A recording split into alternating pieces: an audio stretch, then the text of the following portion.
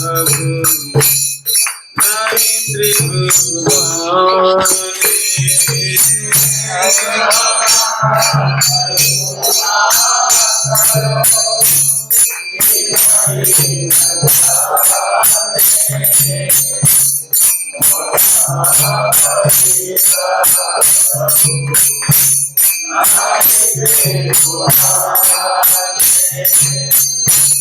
दंते त्रिनधारी गौरा दाती है तुम्हारे कृपा करिए हमार हृदय मंदिरे दंते त्रिनधारी गौरा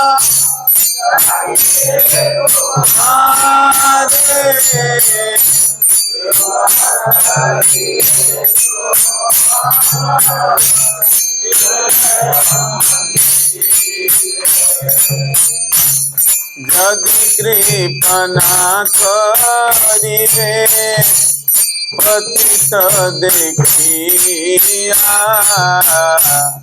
पतित पावन नाम किसर लगिया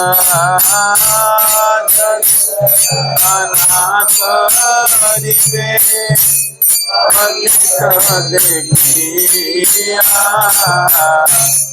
पतित पावन नाम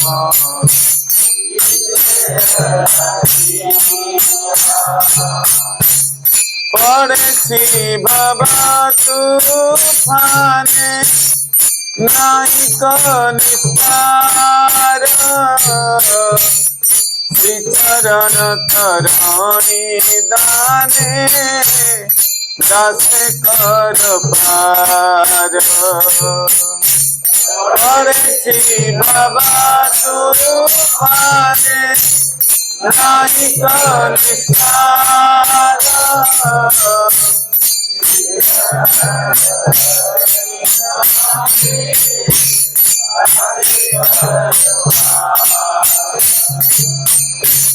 श्री कृष्ण चैतन्य प्रभु दासरन दास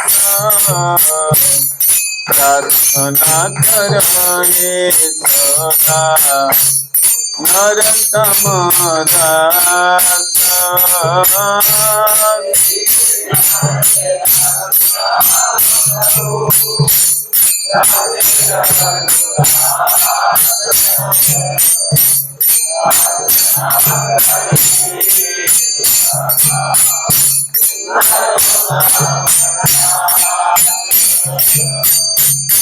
गौरंग करुणा कर नहीं न जाने असमपतित प्रभु नहीं त्रिभुवने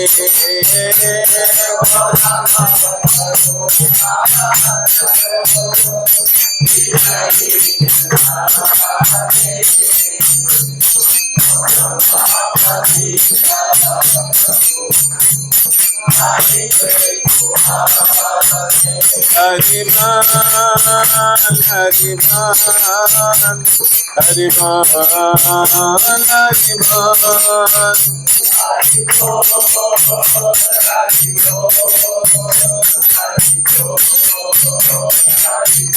जय जय प्रभुपाद प्रभुपाद प्रभुपाद प्रभुपाद जय जय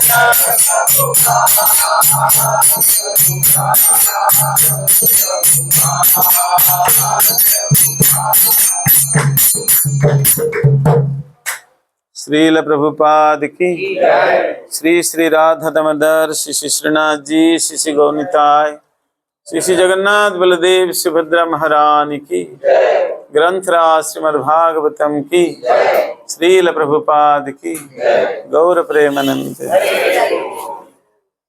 ओं नमो भगवते वासुदेवाय। ओं नमो भगवते वासुदेवाय। ओम नमः भगवते वासुदेवाय।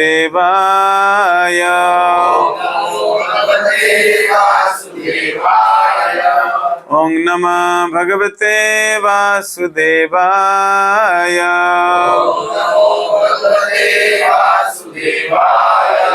नारायणं नमस्कृत्यं नरं चैव नरोत्तमं देवीं सरस्वतीं व्यासं ततो जयमुदीरयेत्। नष्टप्रायेषु अभद्रेषु नित्यं भागवत सेवया भगवति उत्तम श्लोके भक्तिर्भवति नैष्टिकी। श्रीमद्भागवतम स्कंध 2 अध्याय 1 श्लोक संख्या 4। वो पढ़ने से पहले जो मैंने भजन गाया ना, उसका मैं ट्रांसलेशन कर दूं। बहुत सुंदर भजन है जो आप लोगों ने गाया, अभी बहुत सुंदर भजन है। उसका ट्रांसलेशन ऐसा है। हे मेरे प्रिय भगवान गौरांग, कृपया इस निम्न एवं दीनहीन आत्मा पर अपनी कृपा कीजिए। हे भगवान, इन तीनों लोकों में मुझसे और अधिक पतित कोई भी नहीं है। मसम पतित प्रभु नापाई बेयार। मेरे जैसे पतित आपको कहीं नहीं मिलेगी त्रिभुवन में। मैं सबसे बड़ा पतित हूँ। ये त्रिभुवन में मेरे जैसा पतित और कोई नहीं मिलेगा। पतितों का सरदार हूं। दूसरा लाइन जो है, हे भगवान गौर, अपने दांतों के बीच घास के तिनके की पकड़ या दबाए में आपको अब पुकार रहा हूं। कृपया मुझ पर दया कीजिए एवं मेरे हृदय के मंदिर में आकर वास कीजिए। है ना। दंते तृणधरी गौरव डाकी है तुम्हारे। दांत के अग्रभाग में तिलका लेके मैं गौरांग प्रभु को प्रणाम कर रहा हूं। आप कृपा करके आके मेरे हृदय में बैठिए। कहाँ बैठिए? मेरे हृदय में बैठिए। यदि दया ना करीबे पति तो देखिया। अगर पति देख के आप मेरे प्रति कृपा नहीं करेंगे तो फिर पतित पावन नाम आप किस लिए हैं? आप पतित पावन है और मैं पतित का सरदार हूं। आप मेरे उद्धार नहीं करके सबको उद्धार करेंगे तो आपका पतित पावन नाम कोई काम का नहीं है। यानी कि मेरे को उद्धार करेंगे तो आप पतित पावन है, नहीं तो नहीं। पड़े छी भव तूफाने नहीं का निस्तार। मैं ये भौतिक जगत की तूफान है, तूफान समझते हैं, साइक्लोन, उसमें मैं पड़ा हूं और आप कृपा करेंगे तब जाके ये भव तूफान से मैं अपने आप को निस्तार कर सकता हूं, अपने आप को उद्धार कर सकता हूं। श्री कृष्ण चैतन्य प्रभु दासे रनुदास और नरोत्तम दास ठाकुर अपने आप को क्या कहते हैं? श्री चैतन्य महाप्रभु की दास का दास नरोत्तम दास। और महाप्रभु की चरण में गिरकर वो प्रार्थना कर रहे हैं कि आप कृपा करके मेरे को भी उद्धार कर दीजिए। कितने सुंदर भजन है।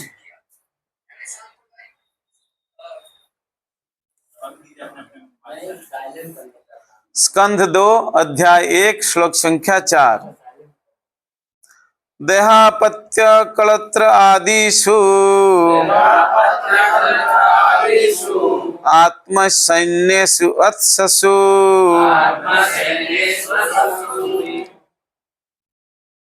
आत्मसैन्येषु असत्सु अपि तेषां प्रमत्त निधनम् पश्यान् अपि न पश्यति। देहपत्य कलत्रादिषु सैन्येषु असत्सु अपि तेषां प्रमत्त निधनम् पश्यन् अपि न पश्यति। देहापत्य कलत्रादिषु आत्मा सैन्यसु अत्ससु अपि तेषां प्रमत्त निधनम् पश्यन् अपि न पश्यति। देहापत्य कलात्रिषु देहापत्य कलत्रादिषु आत्मा सैन्येषु आत्मा सैन्येषु वत्सपि तेषां प्रमत्त निधनं तेषां प्रमत्त निधनं पश्यन्नपि न पश्यति। पश्यन् अपि न पश्यति। देहापत्य कलत्रादिषु आत्मा सैन्येषु असत्स्वपि तेषां प्रमत्त निधनं पश्यन् अपि न पश्यति। देहापत्य कलत्रादिषु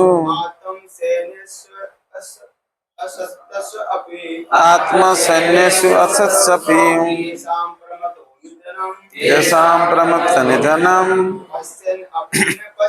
पश्यन् अपि न पश्यति। देहापत्य कलत्रादिस्व आत्मसैन्येषु असत्स्वपि आत्मसैन्येषु असत्स्वपि तेषां प्रमतो निधनं तेषां प्रमत्तः निधनं पश्यन् अपि न पश्यति। न पश्यति। देहापत्य कलत्रादिषु आत्मसैन्येषु असत्स्वपि तेषां प्रमत्त निधनं पश्यन् अपि न पश्यति। माता जी देहापत्य कलत्रादिषु आत्मसैन्येषु असत्स्वपि तेषां प्रमत्त निधनं पश्यन् अपि न पश्यति। देह शरीर, अपत्य बच्चे, कलत्र पत्नी आदिशु तथा अन्य सारे संबंध में आत्मा निजी सैन्यसु सिपाहियों में असत्सु पतनशील अपि के बावजूद तेषां उन सबका प्रमत्तः अत्यधिक आसक्त निधनम विनाश पश्यन अनुभव करके अपि यद्यपि न नहीं पश्यति देखते हैं। अनुवाद एवं तात्पर्य श्रील प्रभुपाद के द्वारा। श्रील प्रभुपाद की आत्म तत्व से विहीन व्यक्ति जीवन की समस्याओं के विषय में जिज्ञासा नहीं करते, क्योंकि वे शरीर, बच्चे तथा पत्नी रूपी विनाशोन्मुख सैनिकों के प्रति अत्यधिक आसक्त रहते हैं। पर्याप्त अनुभवी होने के बावजूद भी वे अपने अवसंभावी विनाश मृत्यु को नहीं देख पाते। बोलिए मेरे पीछे। आत्म तत्व से विहीन व्यक्ति जीवन की समस्याओं के विषय में जिज्ञासा नहीं करते, क्योंकि वे शरीर, बच्चे तथा पत्नी रूपी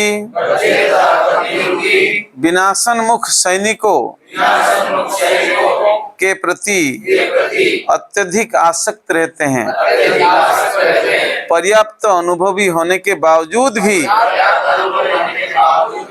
वे अपने अवसंभावी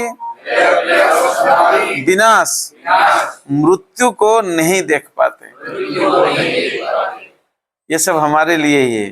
हम सब अपने आप को बड़े समझदार, बड़े पंडित, ज्ञानी समझते हैं, पर मृत्यु अभी दरवाजा में खड़ा है, हमको मालूम ही नहीं पड़ता। तात्पर्य में प्रभुपाद जी बताते हैं, ये भौतिक जगत मृत्युलोक कहलाता है।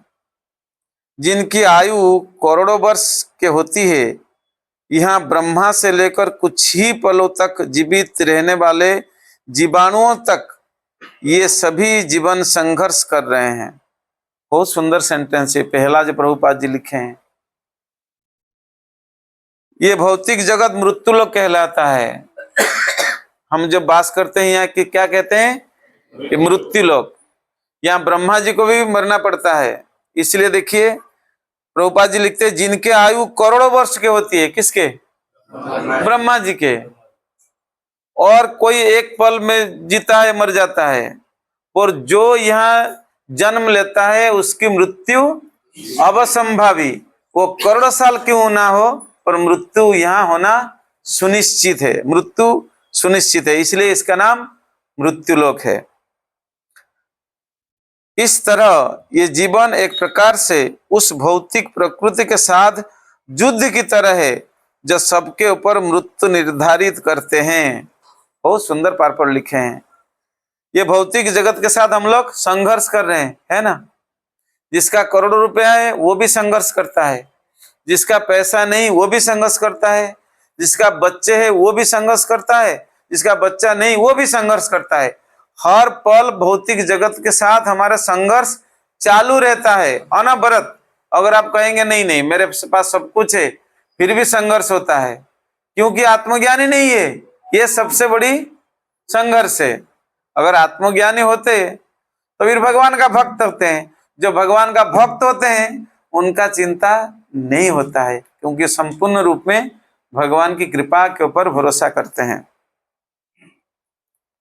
मानव योनि में जीव अस्तित्व को टकाए रखने के इस विकट संघर्ष को समझने के लिए सक्षम होता है, लेकिन परिजनों, समाज, देश इत्यादि के प्रति अत्यधिक आसक्त रहने के कारण वो अपनी शारीरिक शक्ति, बच्चे, पत्नी, संबंध, जनों इत्यादि की सहायता से दुर्जय भौतिक प्रकृति पर विजय पाना चाहता है। तो हम क्यों विजय पाते नहीं है, संघर्ष क्यों करते हैं? संघर्ष इसलिए करते हैं कि हम अत्यंत आसक्त है। किसके प्रति?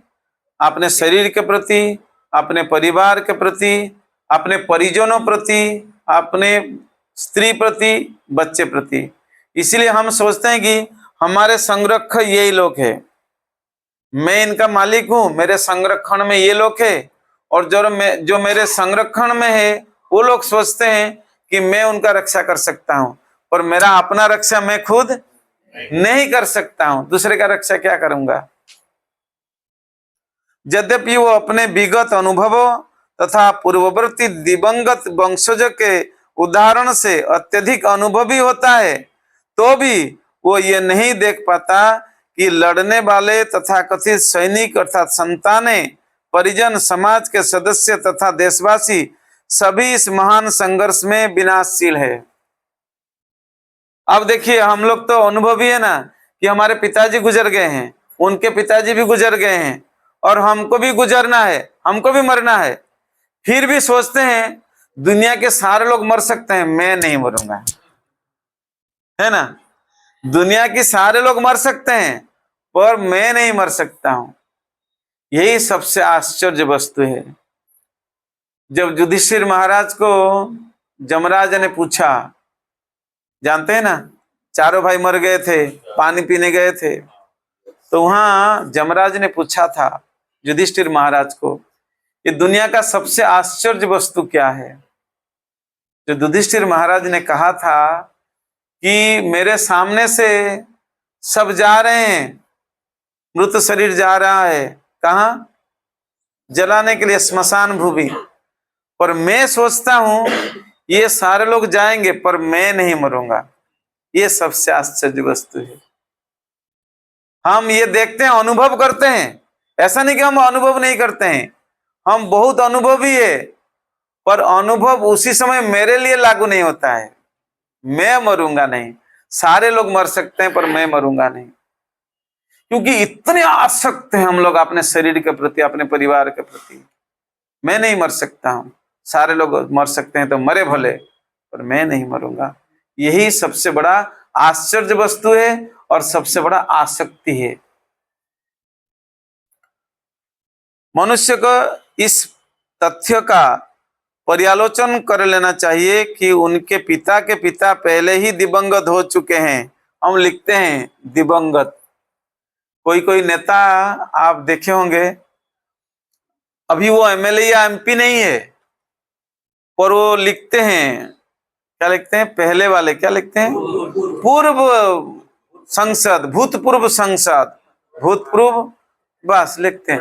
इसमें उनका अहंकार का पूरा होता है, एक अहंकार होता है ना, जस ख्याति, वो देख के खुद अपने आप को समझते हैं कि मैं संसद था, पहले भी हो सकता है, पर ये अहंकार का क्या कहते हैं, पूरा होता है, अपने आप को संतुष्ट करने वाली अहंकार है। भौतिक प्रकृति के साथ इस संघर्ष में कोई भी नहीं बचेगा। मानव समाज का इतिहास इसे पूर्णतः सिद्ध करता है।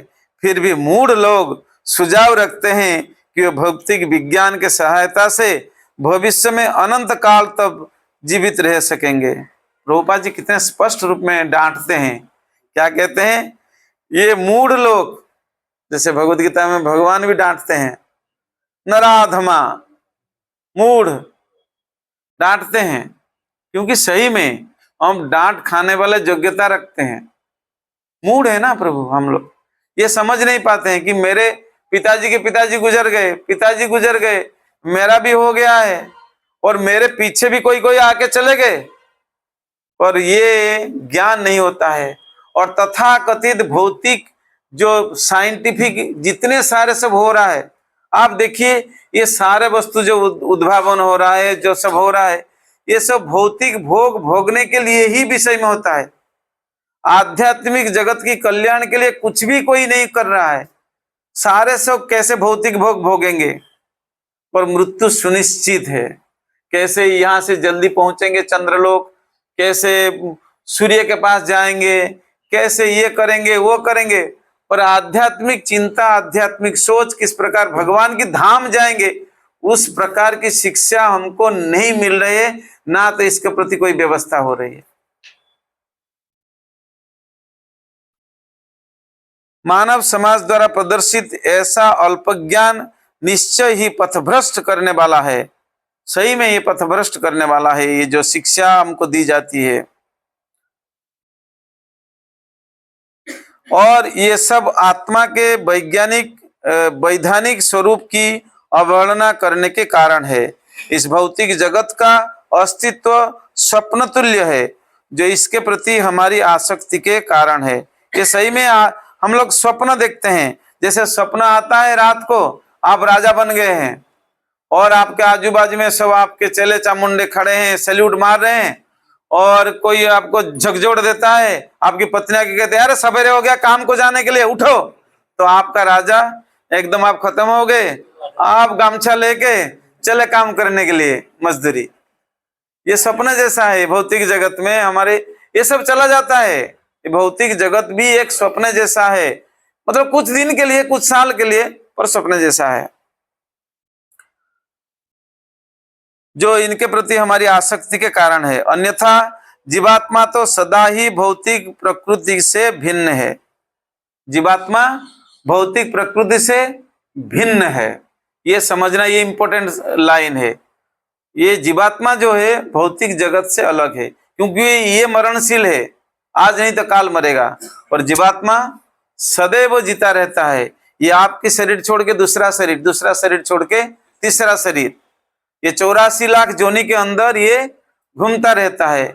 और मनुष्य शरीर मिला, ये कितना बड़ा सौभाग्य है। जीवेरो कल्याण साधन सार, जीव का कल्याण किसमें, साधन में है। और साधन क्या करना है, हरे कृष्ण महामंत्र जप करना है, ऐसे बैठे भागवतम श्रवण करना है, भक्तों की संग करना है। भौतिक प्रकृति का महासागर समय की तरंगों से आंदोलित हो रहा है, और जीवन की तथाकथित अवस्थाएं फैन के बुलबुल की समान है,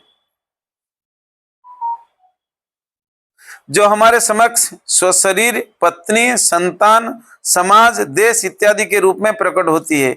देखें बुलबुले, पानी में बुलबुले होते हैं, फिर बच्चे जाके उसमें ऐसे कर देते तो फट जाता है या ऐसे आपो आप खत्म हो जाता है। उसी प्रकार हमारे उस परिवार के साथ जो संबंध है, जो पत्नी बच्चे सब कुछ ऐसे ही बुलबुले की तरह है, आज नहीं तो काल, काल नहीं तो सर। मेरे को याद आ गया है जब गजराज, जानते हैं ना, जब पकड़ लिया था गजेंद्र मोक्ष की जो कहानी है, जब गजेंद्र अपने आप को सबसे बड़ा आदमी समझता था कि मैं सबसे बड़ा शक्तिशाली हूं, मेरे परिवार है, मेरी पत्नी है, इतने सारे बच्चे हैं, तो गया पानी में, मगरमच्छ पकड़ लिया।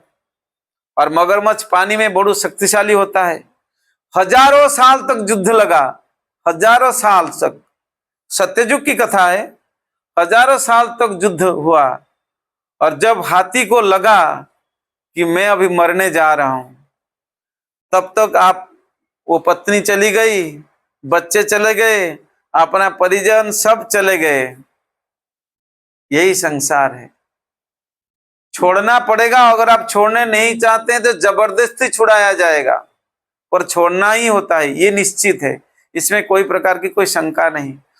अब देखिए, हम लोग ये सारे से भगवद गीता में पढ़ते हैं, जो लोग आप लोग भगवद गीता पढ़े हैं ना, तो भगवद गीता में ये सारे बात 10 बार 25 बार 100 बार पढ़ चुके हैं, फिर भी भागवत में सुखदेव गोस्वामी ये कहते हैं।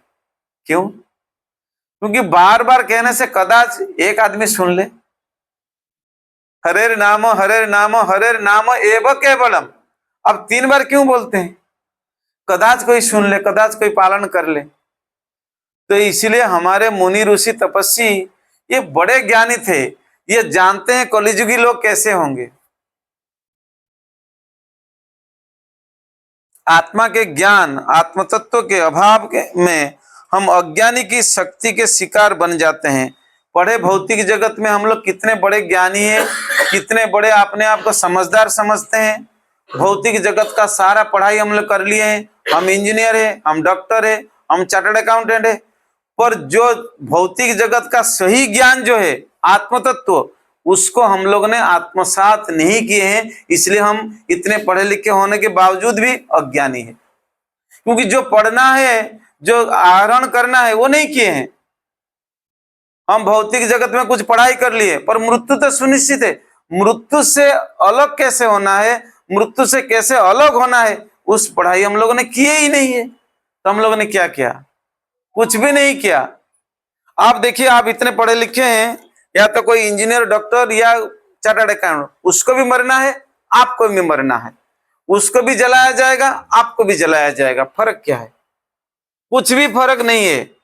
आहार निद्रा भय मैथुनंच सामान्य एतत् पशुभी नराणाम धर्म ही तेषाम अधिक विशेषम धर्मेण हीना पशु भी समाना।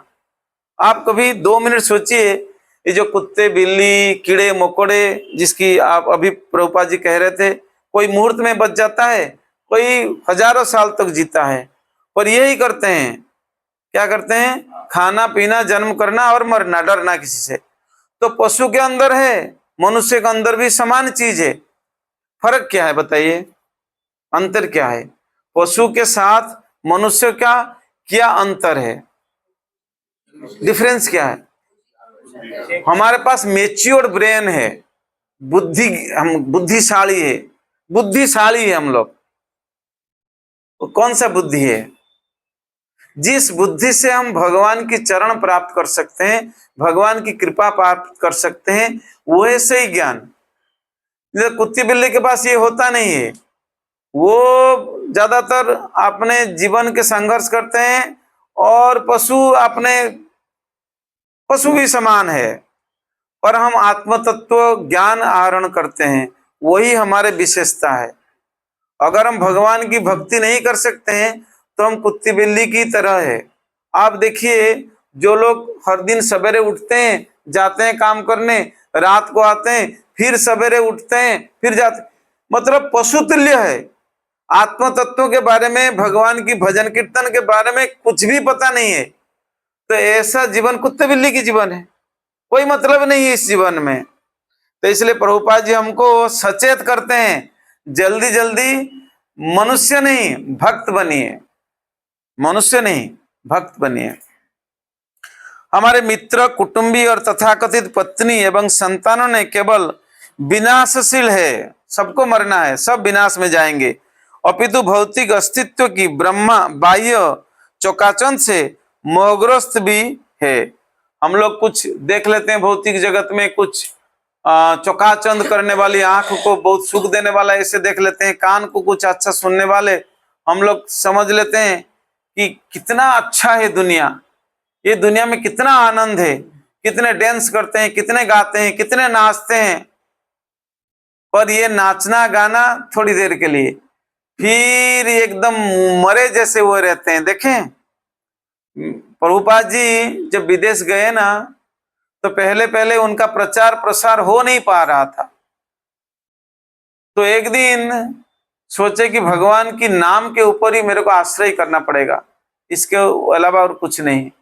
फिर एक नजदीक में गार्डन में गए और पेड़ के नीचे बैठकर करताल के साथ हरे कृष्ण महामंत्र कीर्तन करने लगे। थोड़ी देर के बाद वो आंख बंद करके कीर्तन कर रहे थे। 1 घंटा, 1.5 घंटा, 2 घंटा गया। 2 घंटा के बाद जब आंख खोला, देखेगी ऐसे ही 1000 हिप्पी लोग उनके आजू बाजू में बैठ के नाच रहे हैं, गा रहे हैं।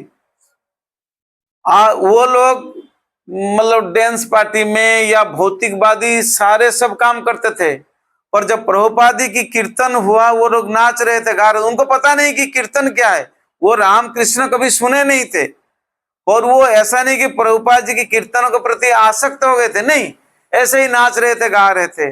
प्रभुपाद जी उन हिप्पियों से कुछ लोगों को लेके अपना संस्था बनाया, जो आज करोड़ों लोग जिस वृक्ष के नीचे हैं। प्रभुपाद जी उन हिप्पी को पहले पहले इन्वॉल्व किए, और उनको कभी कभी पैर हाथ पकड़ करके जहां भी सो जाते थे, दारू पीते थे, गांजा पीते थे, मतलब कोई ठिकाना नहीं था।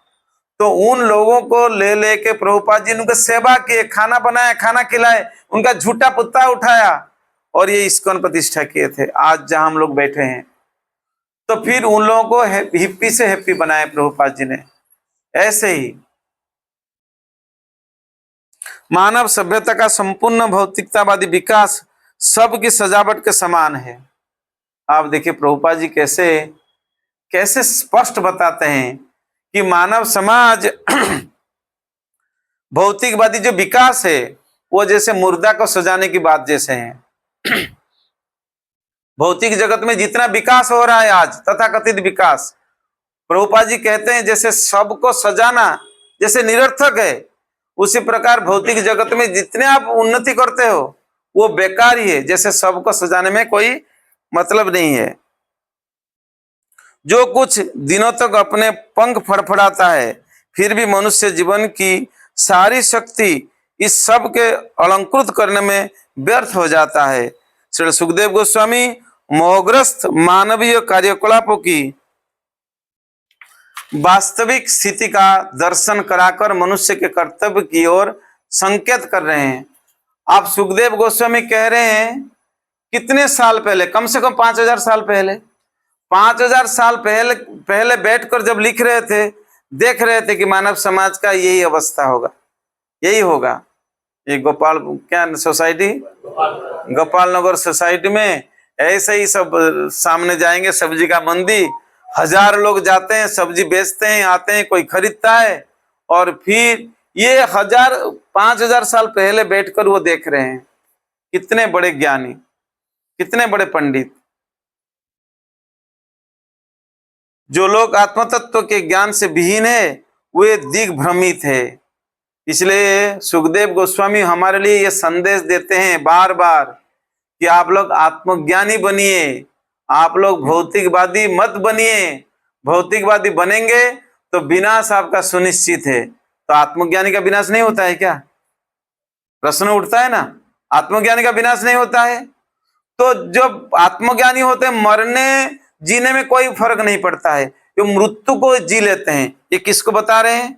जो 4 दिन के बाद मरेंगे।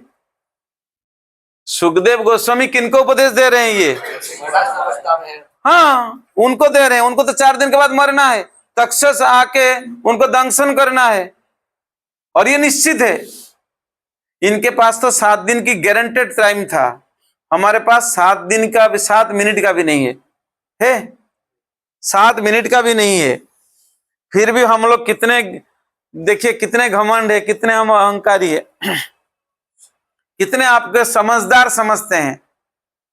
जो सुखदेव गोस्वामी जिसको प्रवचन दे रहे हैं, आत्मज्ञानी बनिए, ये तो 4 दिन के 5 दिन के बाद मरने वाले हैं। तो इनके माध्यम से हम सबको उपदेश दे रहे हैं, आत्मज्ञानी बनिए। तक्षक जब दंशन किया तब तक सुखदेव गोस्वामी शरीर छोड़ चुके थे। उनको परीक्षित महाराज, उनको कोई लेना देना नहीं था, वो आत्मज्ञानी बन चुके थे, क्योंकि बोलने वाले सुखदेव गोस्वामी इतने बड़े भक्त थे। उनकी मुंह से श्रवण करना मतलब आपका कल्याण सुनिश्चित है। तो तक्षक मारे तो कोई दिक्कत है नहीं, आमंत्रण करते हैं, आओ मेरे को दंशन करो, कोई चिंता नहीं। तब तक मृत्यु से वो जीत लिए थे अपने आप को। इसलिए हमको मृत्यु से जीतना है, मृत्यु को जीतना है। तो मृत्यु से सब लोग डरते हैं, हम सब मृत्यु से डरते हैं ना? नहीं डरते हैं? अरे सब डरते हैं, क्या आप इतना चुपचाप रहते हैं? सब मृत्यु में सब डरते हैं, इसलिए तो ये सारा सब होता है। इतने डॉक्टर जो कमाई करते हैं, प्रभु जी के घर के सामने कितने बड़ा हॉस्पिटल है, माता जी के घर के सामने, सब मरने से डरते हैं, पर मरना तो पड़ेगा ही, निस्तार नहीं है। क्योंकि मृत्यु हर पल आपके दरवाजा पर दस्तक देता है। दांत गिर गया है, हमको सूचना देता है, बाल पक गया है, आपको अभी शरीर छोड़ने के लिए तैयारी करनी चाहिए। पर हमारे तैयारी कुछ है नहीं, कोई तैयारी नहीं है। तैयारी है, हमको तैयार करना है और कुछ पैसा हो जाएगा, एक और बंगला बना देंगे और एक महिला ले लेंगे और 2-4 एक गाड़ी ले लेंगे, यही तैयारी होती है। पर शरीर छोड़ने के बाद हमको दूसरा शरीर लेना, इसकी कोई तैयारी नहीं, क्योंकि हमको पता ही नहीं है। इसलिए प्रभुपाद जी हर बार कहते हैं, आत्मज्ञानी बनिए, आत्म तत्व बनिए, तो आपको पता चलेगा कि ये शरीर अंतिम शरीर नहीं है। अगर आप शुद्ध भक्त हो जाते हैं तो फिर भगवान को धाम में जाएंगे, पर शुद्ध भक्त अगर बनेंगे तो आपका कल्याण कोई रोक नहीं सकता है। तो इसलिए आत्मज्ञानी बनने के लिए क्या करना चाहिए, है ना? प्रभुपाद जी कहते हैं, सुखदेव गोस्वामी को कहते हैं, आत्मज्ञानी बनिए। कैसे बनेंगे? कैसे बनेंगे? हमारे लिए सहज सरल उपाय दिए हैं प्रभुपाद जी, बिल्कुल सहज सरल उपाय। 4 नियम पालन कीजिए, 16 माला बिल्कुल बढ़िया से जप कीजिए। अब बढ़िया से जप कैसे करेंगे? बढ़िया से कैसे करेंगे बताइए? आप हरे कृष्ण कृष्ण कृष्ण हरे हरे, हरे राम राम राम हरे हरे, जो आप बोलेंगे तो अच्छी तरह से सुनिए, अच्छी तरह से सुनिए और मन उसको लगाते रहिए। मन भटकता रहेगा पर फिर भी मन को लगाना है। जीवन अनित्य जानो हो सार, ताहे नाना विध विपद भार, नामाश्रय करी जतने तुमी, थाको हो आपन काजे। कृष्ण सुधा निधि करिया पान, जुड़ाओ भक्ति विनोद प्राण, नाम बिना किछु नहीं को आर, 14 भुवन माझे। भक्ति विनोद ठाकुर कहते हैं, नाम बिना किछु नहीं को आर, 14 भुवन माझे। ये 14 भुवन में नाम से श्रेष्ठ और कुछ है नहीं।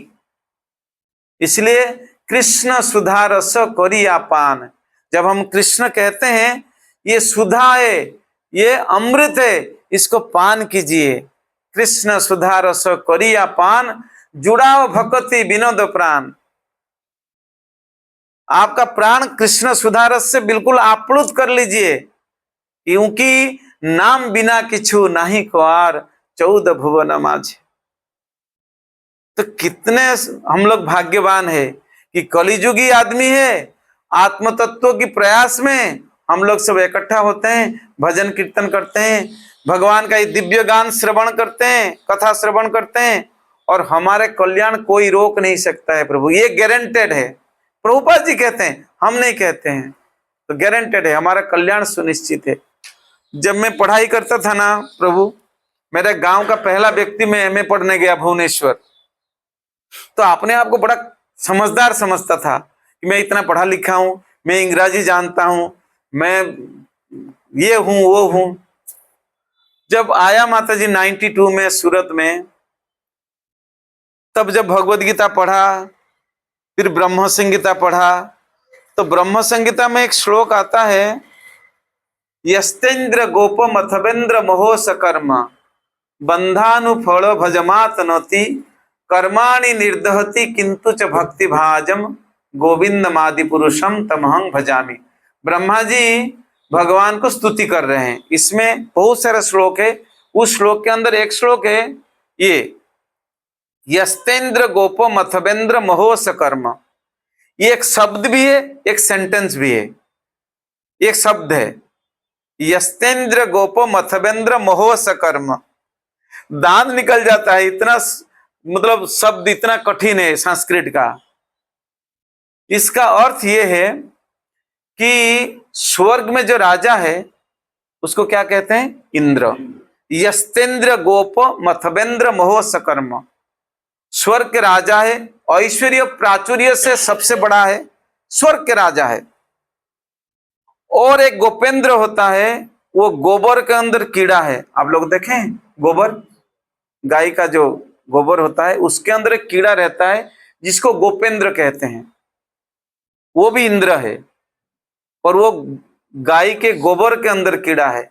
वो स्वर्ग के राजा इंद्र है, ये गोबर के अंदर कीड़ा है। और ये दोनों का कर्म अपना कर्मफल निभा रहे हैं। स्वर्ग के राजा कर्मफल भोग रहे हैं, गोबर के अंदर कीड़ा अपना कर्मफल भोग रहे हैं। यानी कि हम हर व्यक्ति, हर जीव अपना कर्मफल भोग रहे हैं। आप इधर है, अरविंदाक्ष प्रभु वृंदावन में, इनके पिताजी इधर है, हर व्यक्ति, मैं इधर हूं, सारा हम लोग कर्मफल भोग रहे हैं। पर जस्तेन्द्र गोपम अथवेन्द्र मोह सकर्म बंधानुफल, हम लोग अपने कर्मफल भोग रहे हैं। भजमात नति कर्माणि निर्दहति किंतु च भक्ति भाजम। ये सेंटेंस बहुत बड़ा इंपॉर्टेंट है। इसमें भगवान कहते हैं जो मेरा भजन कीर्तन करता है उसका कर्मफल को मैं जला के राख कर देता हूं। वो कर्मफल के अंदर आएगा नहीं, भले सारे जीव आएगा, पर भगवान की भजन कीर्तन करने वाले को कर्मफल लगेगा नहीं। आप देखिए भगवान अपने बात को भी यहां काट रहे हैं। भगवान कहते हैं ना हर व्यक्ति को कर्मफल भुगतना पड़ेगा, पर यहां ब्रह्मा जी कहते हैं कि भगवान का कोई भजन कीर्तन करता है उसका कर्मफल उसको लगेगा नहीं। यानी कि अगर आप कुछ भी पाप किए होंगे, कुछ भी कर्म किए होंगे, क्योंकि आप भजन कीर्तन कर रहे हैं शुद्धता से, तो आप यही जीवन में भगवान के धाम जा सकते हैं। सुनिश्चित है, आपको कर्मफल लगेगा नहीं। जो ये सेंटेंस पढ़ा ना माता जी, मैंने बोला ये कितने ज्ञानी 5000 साल पहले ये होंगे, तब जाके ये शब्द लिख सकते हैं। तो मैं तब ना अपने आप को इतना छोटा समझ रहा था कि मेरा पढ़ाई कितना छोटा है और ये कितने पढ़े लिखे लोग होंगे। 5000 साल पहले ऐसे संस्कृत लिखना, ऐसे सोच रखना, वो कितने आत्मज्ञानी थे। आप बताइए कितने आत्मज्ञानी थे जो ऐसे लिख सकते हैं और जानते थे। 5000 साल पहले देख रहे थे हम ऐसे ही कीड़े मकोड़े जैसे ये सब घूमते होंगे और ऐसे ही आत्मज्ञान से विहीन होंगे। इसलिए हमको बार बार शास्त्र कहता है आत्मज्ञानी बनिए, है ना। Science of self realization, Prabhupada ji ने पहला पुस्तक लिखे थे, साइंस ऑफ सेल्फ रियलाइजेशन पहला पुस्तक है। क्योंकि अगर भक्ति में नहीं आएंगे तो आपका कल्याण नहीं हो सकता है, नहीं हो सकता है। ऐसे ही भौतिकवादी लोगों का कितने सारे उदाहरण, कोई ठिकाना नहीं है, कोई ठिकाना नहीं है। एक आदमी व्यापारी था, बहुत कृपण था, तो उसने सस्ते के अंदर बहुत सारा सोना खरीद कर लिया था। आप कितना सोने का भाव कितना बढ़ गया है 2-3 साल में, क्या आप लोग जानते हैं? हमको पता नहीं। तो वो सस्ता जब था, बहुत सारा सोना खरीद कर लिया था। आप कुछ दिन के बाद ये जो भाव है बिल्कुल घट गया। जितने में मान लीजिए 100 रुपए से खरीदा था, 100 रुपए का खरीदा था, 80 रुपये हो गया। और ये सोचते सोचते सोचते सोचते उसको बुखार आ गया, और इतना जोर बुखार आ गया कि मरने की कगार पर हो गया।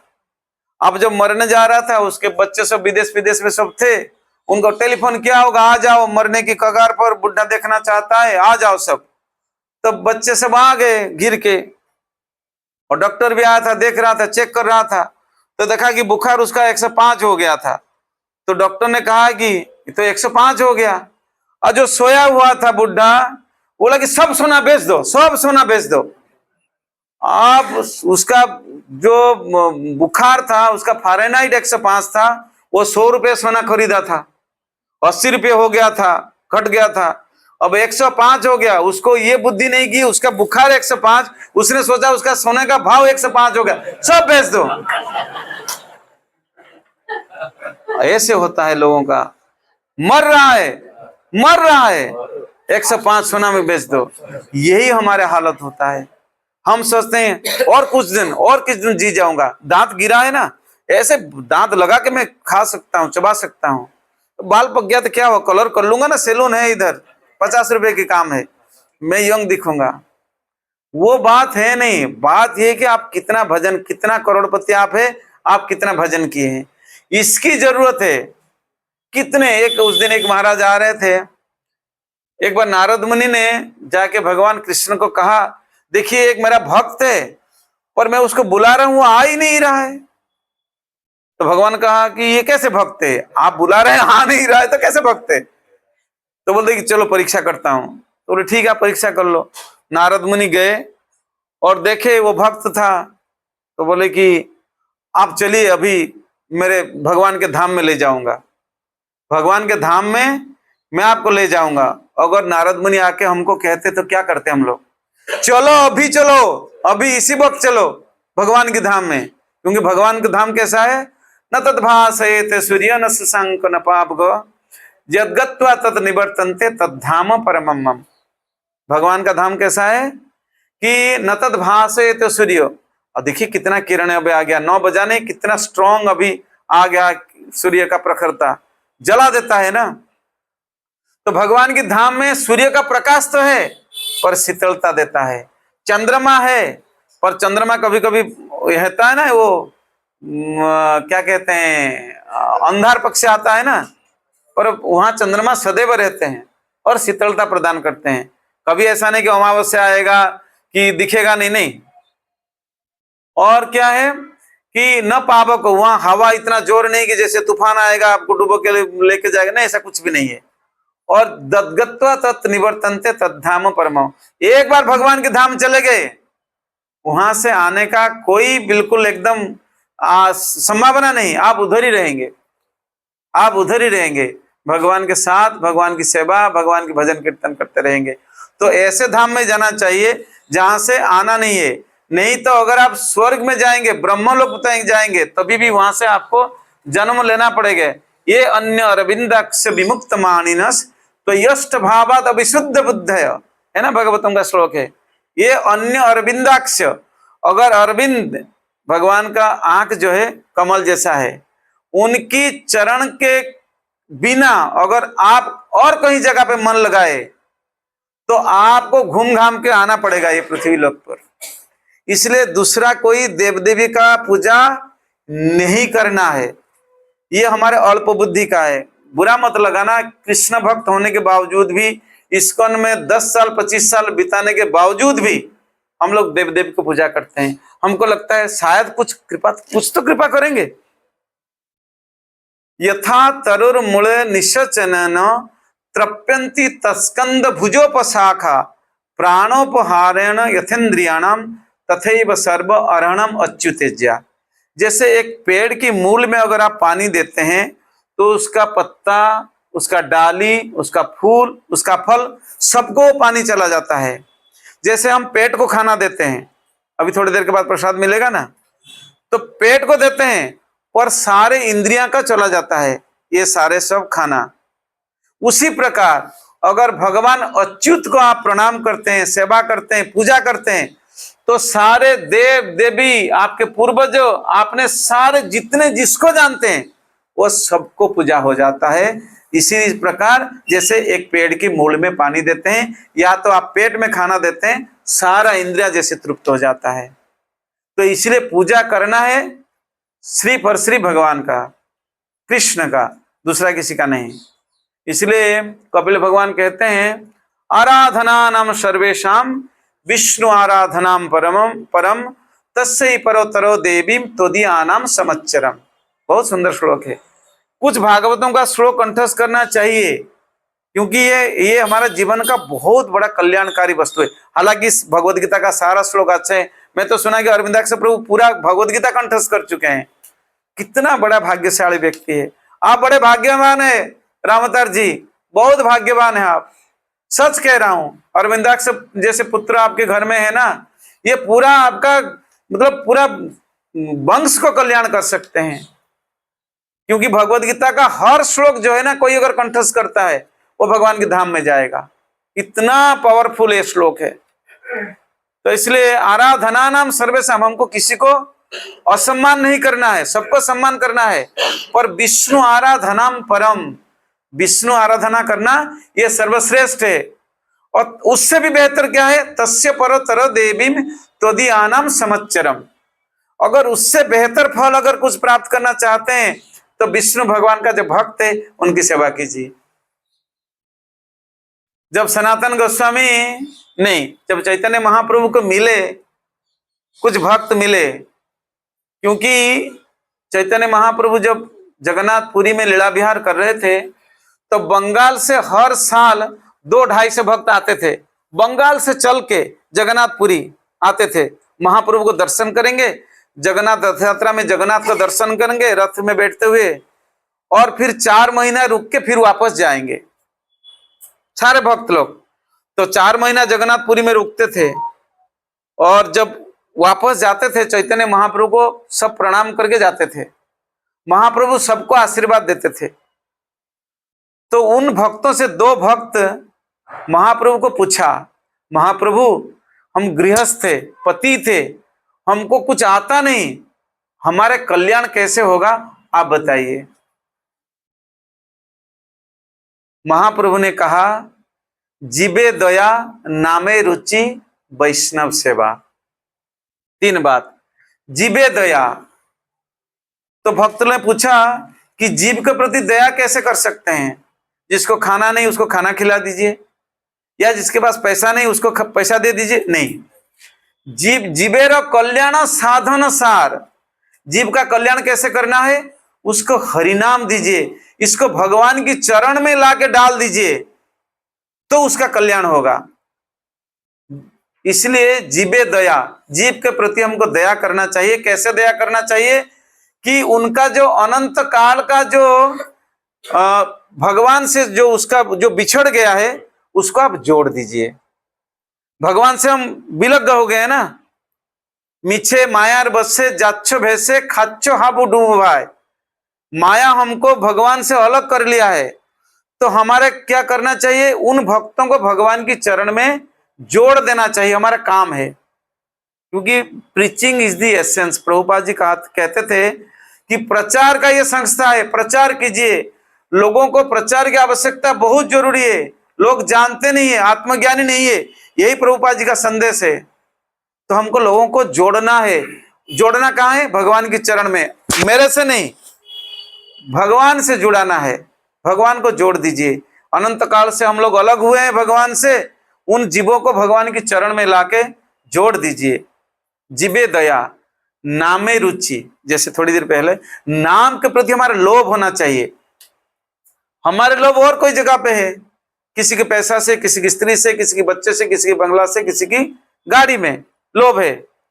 और लोभ किसके प्रति होना चाहिए, नाम के प्रति, नाम के प्रति लोभ होना चाहिए। बहुत सुंदर श्लोक आता है,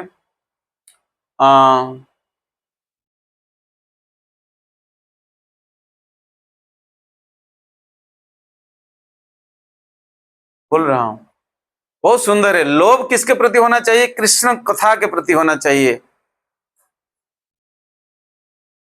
और हमारे लोभ और कोई जगह पे है। इसलिए नामे रुचि, नाम के प्रति आपका लोभ होना चाहिए। अभी तक 16 माला नहीं हुआ, अभी दिन बीतता जा रहा है, अभी तो सूर्यास्त हो जाएगा, फिर काल हो जाएगा, मेरा 16 माला रह जाएगा। नहीं नहीं नहीं, मेरे को 16 माला करना है, कुछ भी हो जाए भले, 16 माला बढ़िया से हमको करना है। नामे रुचि। और तीसरा वैष्णव सेवा छाड़िया, वैष्णव सेवा उद्धार पाई छे केवा। अगर आपको सबसे जल्दी जल्दी भगवान की कृपा प्राप्त करना है तो वैष्णव की सेवा कीजिए। तो वो दोनों पूछा वैष्णव की सेवा कैसे की जाए। जैसे मान ली रामोतार जी को रोटी और दाल पसंद है, रोटी और दाल पसंद है, आप घी लगा के उनको परोठा दे देंगे और डायबिटीज हो जाएगा, उम्र ज्यादा है, उनको नहीं चाहिए। तो आप सोचेंगे तो बहुत बढ़िया टेस्टी है, उनको देना चाहिए। अरे नहीं भाई, उनको चाहिए जो वस्तु चाहिए उनको दीजिए ना। तो सेवा तो उसी प्रकार होता है ना, जो वस्तु जिसको चाहिए वो दीजिए। तो वैष्णव की सेवा कैसा करे, वो पूछा, भक्त ने पूछा महाप्रभु को कि वैष्णव सेवा कैसे की जाए, वैष्णव जाने कैसे, हम कैसे पहचान सकते हैं कि आप कैसे वैष्णव है। तो महाप्रभु ने कहा जिसकी मुंह से एक बार हरि नाम निकलता है वो वैष्णव, जिसकी मुंह से एक बार हरि नाम निकलता है वो वैष्णव है। क्योंकि पहले साल वो दोनों आए थे और नाम था उनका बहुत सुंदर नाम, सत्यराज खान, रामानंद बसु, ये दोनों भक्त का नाम था। एक का नाम था सत्यराज खान, खान मतलब मुसलमान नहीं, उसी समय उपाधि दिया जाता, मुसलमान लोग जिसके प्रति कृपा करते हैं ना खान लगा देते थे कि मैंने दिया तो मेरा नाम होना चाहिए। सत्यराज खान, रामानंद बसु, वो आए थे। तो वही दोनों प्रश्न पूछ रहे थे, महाप्रभु उत्तर दे रहे थे। पहले साल उन्होंने पूछा कि हम वैष्णव कैसे पहचाने। महाप्रभु ने कहा जिसके मुंह से एक बार हरिनाम निकलता है वो वैष्णव। दूसरे साल आए वो दोनों, सारे भक्त लोग आए। जाते समय यही प्रश्न पूछा महाप्रभु को, महाप्रभु हम गृहस्थ पति थे, अधम है, हमको भगवान की भक्ति के लिए क्या करना चाहिए। फिर वही बात महाप्रभु ने कहा, फिर वही उत्तर, सेम उत्तर, वैष्णव सेवा, नामे रुचि जीवे दया, नामे रुचि वैष्णव सेवा। फिर ये पूछे वैष्णव सेवा कैसे करे। महाप्रभु ने कहा जिसकी मुंह से अनवरत नाम निकलता है वो वैष्णव है। पहले साल क्या बोले थे एक नाम हरि नाम निकलता है वो वैष्णव। ये साल क्या कहते हैं, जिसकी मुंह से हरि नाम सर्वदा निकलता है वो वैष्णव है। क्योंकि 2 साल हो गया है ना उनको, तो इसलिए वैष्णव आप जप करो और सबको जप करते देखो, ये वैष्णव। तीसरे साल आए, जगन्नाथ दर्शन किए, महाप्रभु का दर्शन किए। जाते समय यही प्रश्न पूछे, महाप्रभु हम लोग अधम पतित गृहस्थ, हमको क्या करना चाहिए। महाप्रभु ने यह बार कहा जिसको दर्शन मात्र से आपके मुंह से हरिनाम निकले ये सर्वश्रेष्ठ वैष्णव। जिसको दर्शन मात्र से आपके मुंह से हरिनाम निकले वो वैष्णव श्रेष्ठ है। क्योंकि 3 साल हो गया है। इसलिए आप देखिए हमारे मंदिर में कोई महाराज आते हैं या आपके गुरु महाराज का दर्शन करते हैं तो स्वतःस्फूर्त हमारा प्रेम निकल जाता है, कैसे वैष्णव को पहचाने, कैसे प्रणाम करे, कैसे उसको सेवा करे। इसलिए जीवे दया, नामे रुचि वैष्णव सेवा, ये आप करते रहेंगे, भगवान का नाम प्रेम से लेते रहेंगे तो आपका कल्याण सुनिश्चित है।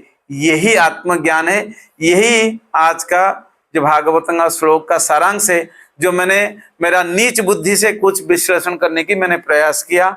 आप लोग कृपा करके मेरे प्रति कृपा बनाए रखना ताकि मैं वैष्णव बनूं, मेरा मन भगवान के चरण में लगी रहे। ग्रंथराज श्रीमद् भागवतम की, श्रील प्रभुपाद की, समवेत भक्त वृंद की, जनिताय गौर प्रेमानंदे हरि हरि। कुछ गलती हो गया था माफ कर लेना, क्योंकि मैं इस चीज को चैतन्य चरितामृत में इसलिए जोड़ना चाहता हूं क्योंकि गौड़ीय वैष्णव है ना, जब तक महाप्रभु की वाणी को आप नहीं समझेंगे तब तक हमारा कल्याण नहीं हो पाएगा। अच्छा,